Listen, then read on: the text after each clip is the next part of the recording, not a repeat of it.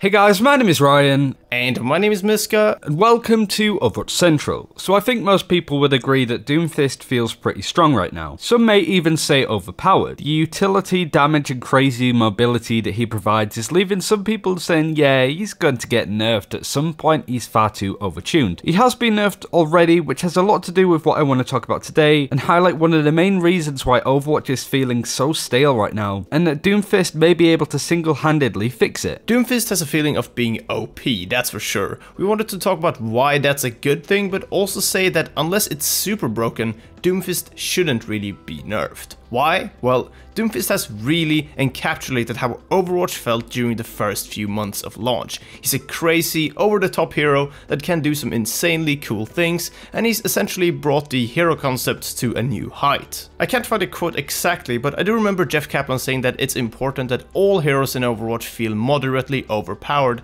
at the things they do. Whilst Doomfist's damage and mobility is pretty strong, the huge hitbox and close quarter combat really cancels out any real issues of being far too strong and just dominating everything. Doomfist has to be good at what he does and perform well, and really utilize the entire kit. Otherwise, it's no competition between him and the other strong DPS. But here we come to the problem. Doomfist has already been nerfed, and the issue that you have is constantly nerfing these crazy eccentric characters like Doomfist can hurt the game quite a lot. These heroes get dumbed down to more balanced, sure, but ultimately less fun to play and less rewarding to play. Roadhog is a very good example of this. The new Roadhog in a lot of ways is just as strong as the old one, but that rewarding feeling of playing him, landing us crazy hooks, getting us really good one-shots is long gone. There's a terrific video that came out around January from a guy called Core A Gaming talking about why devs should buff heroes more than seeking to nerf them. The video was more about the reason to nerf things, and it's not necessarily to make the game much more balanced, it's more about making sure that the game is still fun to play and fun to watch. The aspect of Roadhog that they nerfed was the one-shot ability of his playstyle, but this killed any fun of playing him at all, so people just don't do it anymore. But really, when it comes to being hook killed, it either requires a tremendous shot from the enemy with their hook, or you're stood in the wrong place altogether. You have to adapt to some of these hero core abilities. For example, when Roadhog was really good, I adapted my Winston to deal with him so he wouldn't tear me apart. I would moan about him, sure, but I wouldn't complain that he was OP, and I wouldn't say to delete him from the game. You just accept it. You adapt, and you improve as a player to try and play around it. But Roadhog wasn't nerfed because he was OP. He was nerfed because elements of his playstyle weren't fun to experience. But as I said, the issue there is they've nerfed how fun Roadhog is to play, and people have just stopped playing him. With Doomfist's right click in particular, I'm worried that the same thing will happen. It boils down to something that I tweeted. Doomfist has that, oh my god, that was amazing moments that Overwatch hasn't had in so long. Things like Roadhog getting a crazy hook on like an ult in Pharah, for example. Ana has a sleep, and Genji has all sorts of bits in his kit that have slowly been dulled down to a point. And recently it feels that all those exciting aspects of the game that makes Overwatch have been dumbed down to an extent, and instead of looking to nerf heroes and to make them more bland, we should be injecting a little bit more craziness into other heroes to make them stronger, to buff these heroes instead of nerfing the good ones. In short, Doomfist really encapsulates the fun aspect of Overwatch,